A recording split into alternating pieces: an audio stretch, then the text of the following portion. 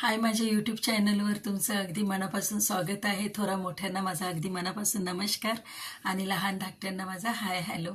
तर मला आज एक छोटीशी स्टोरी घेऊन मी आलेली आहे, पण त्या अगोदर तेच सांगेल की बोलतात की लक्ष्मी आणि सरस्वती अशा सख्या पक्क्या बहिणी आहेत की लक्ष्मी बोलते तू जिथं असेल ना, सरस्वतीला बोलते तू बुद्धीची देवता आहे, पण तू जिथे असेल ना तिथेच मी येईल. आणि मग ती सरस्वती बोलतात आपल्या बुद्धीची तर ती देवता आहेच, पण ती थांबते कुठे तर आपल्या जिभेच्या शेंड्यावर, आपल्या वाणीमध्ये.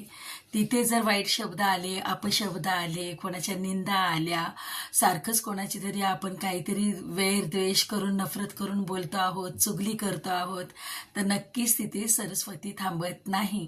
आणि जिथे सरस्वती थांबत नाही तिथे लक्ष्मी येऊन थांबायला तयार नसते. आणि त्याच्यामुळे होतं असं की आपण बोलतो की लक्ष्मी आमच्याकडे टिकत नाही, आमच्याकडे थांबत नाही. तर त्याचं सरळ सरळ नातं सरस्वतीशी आहे असं पूर्वजनांनी सांगून ठेवलेलं आहे.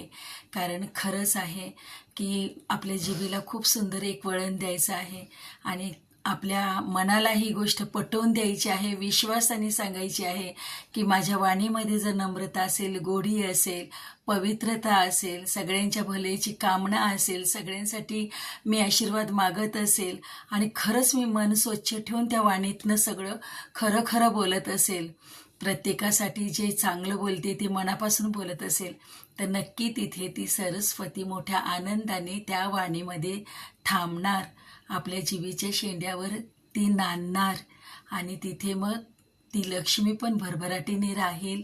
आणि मग तेच आहे की ज्याची वाणी चांगली आहे तिथे कशाचीच कमी नाही आहे. सगळ्यात मोठा दागिना आहे आपली भाषा, आपलं बोलणं आणि आपली वाणी.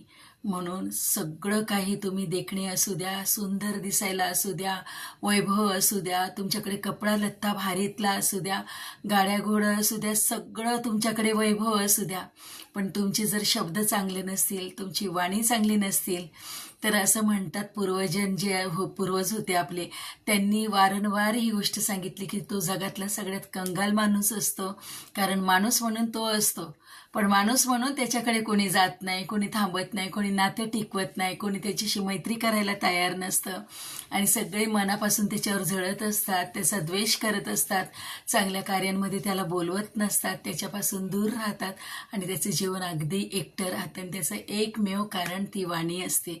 म्हणून वाणी चांगली ठेवा, सरस्वती नांदू द्या, लक्ष्मी भरभराटीने तुमच्या जीवनात असू द्या. आजच्यासाठी एवढंच. मनापासून थँक्यू.